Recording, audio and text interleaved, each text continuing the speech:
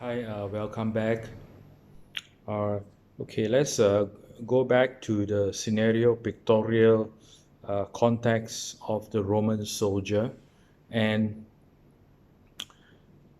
the Roman soldier, when they are, uh, when the Roman military is at the battlefield, the Roman soldier, they are not fighting for the battlefield.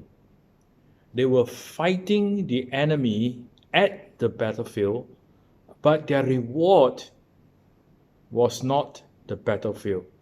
They combat, they confront, they engage the enemy where the enemy was at the chosen location.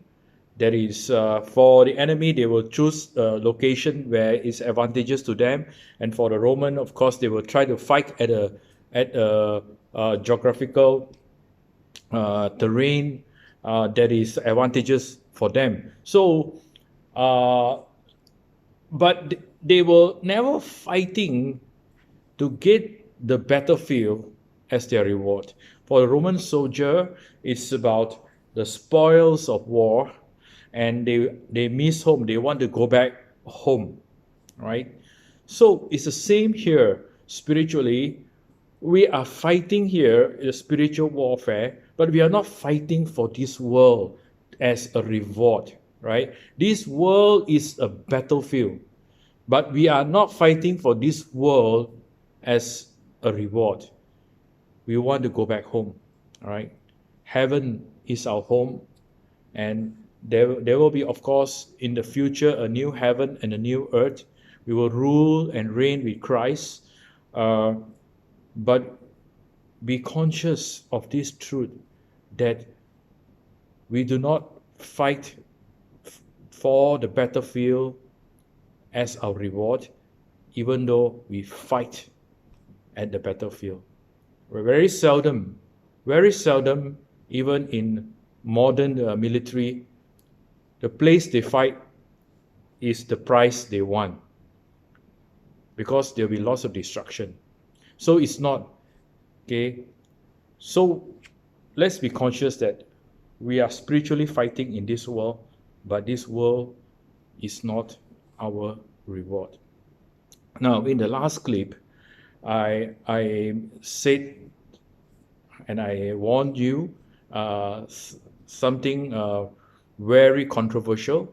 Perhaps I would have come across as insensitive or nasty or unfair.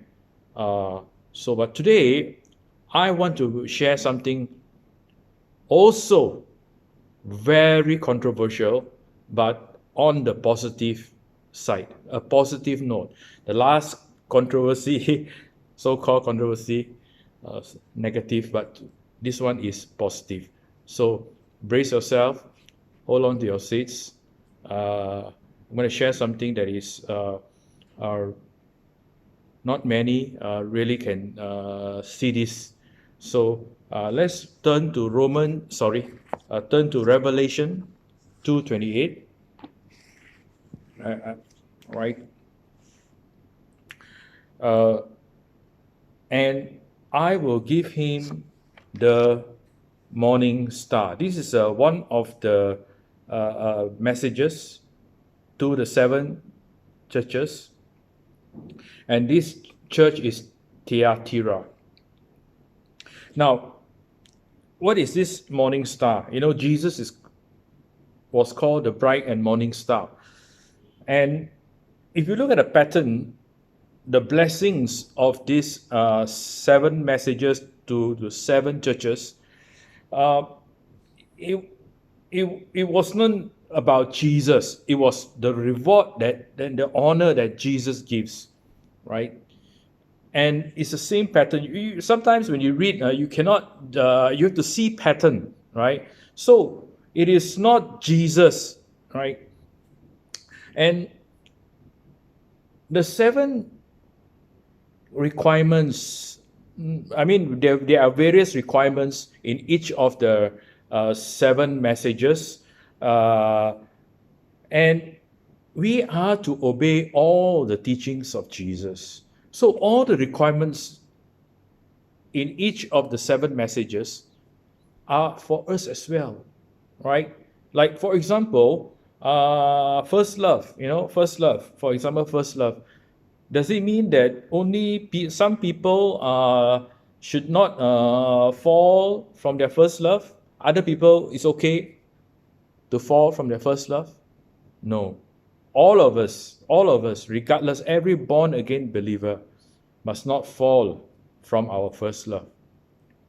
And so, all the seven messages with all the various blessings are for every Christian.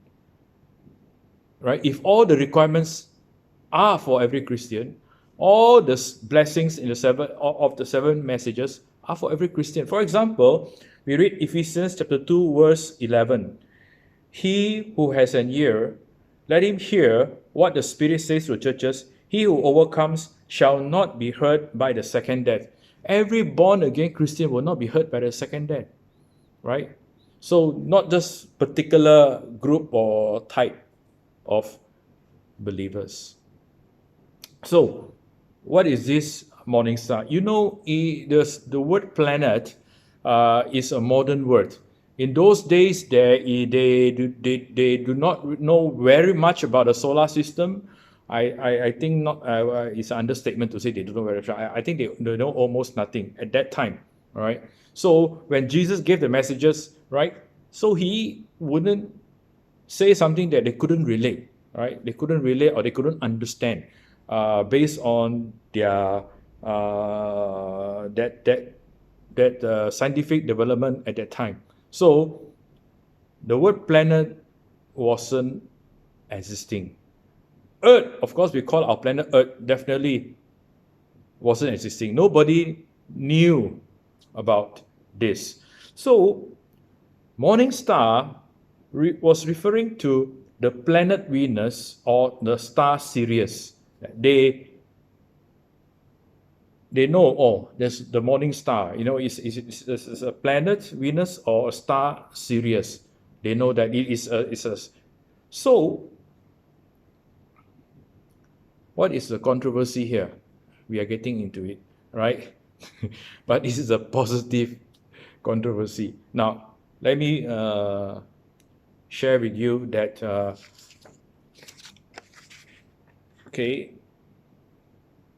observable universe. No one knows how big is the universe. So they come up with the term observable universe, meaning that we only know what our current technology enables us to see. Okay? What we cannot see, we do not know. So they do not know how big the universe is. So they only know what they can see using the current technology, and they call it the observable universe. Now, let me give you a bit. Our sun that you experience for us every day, right? In Malaysia, is certain days cloudy, of course. Is a star, is a G2V type star, described as a yellow dwarf and a main sequence star. That's our sun. That's our solar system. So our solar system is part of a galaxy called the Milky Way. And the Milky Way, estimated, has 100 to 400 billion stars. 1 million is 60, 1 billion is 9 zeros. So our sun, our solar system is located in this galaxy called the Milky Way, which has 100 to 400 billion stars. Okay, so remember, our sun is a star. 100 to 400 billion stars. And do you know how many galaxies are there in the observable universe? Estimated 200 billion to 2 trillion galaxies. 1 trillion is 12 zeros, okay? So there are estimated 200 billion to 2 trillion galaxies. And our galaxy, the Milky Way, has 100 to 400 billion stars. Our sun is a star. So you have probably noticed the number of planets, okay? Number of planets. It is estimated, right? 1 to 25 zeros, right? I do not know what you call it, 1 to 25 zeros. Estimated number of planets. So, let me read to you Romans 8, okay, verse 32.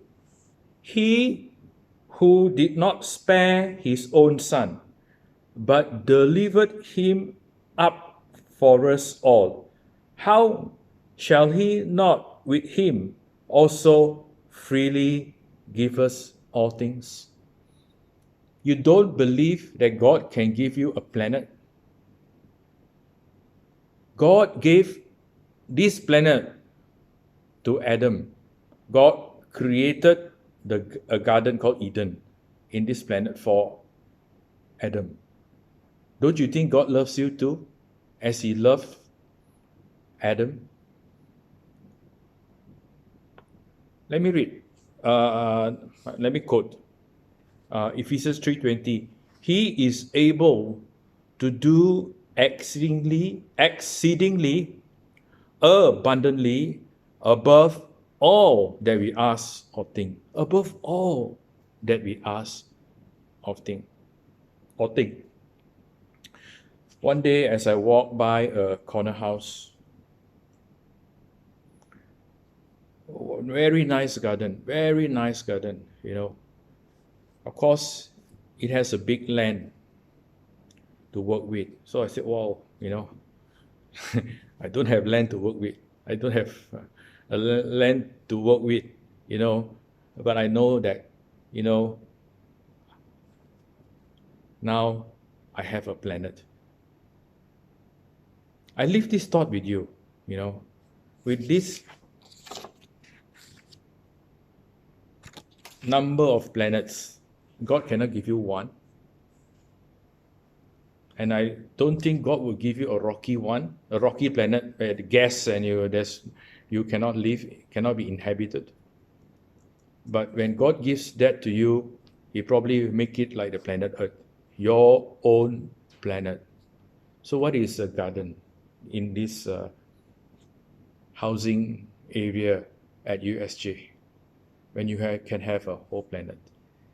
Do you not believe that God is able to do exceedingly abundantly above all that we ask or think, that I quoted just now? He who did not spare his own son, but delivered him up for us all, how shall he not with him also freely give us all things? Romans 8:32. Okay, Adam had a planet.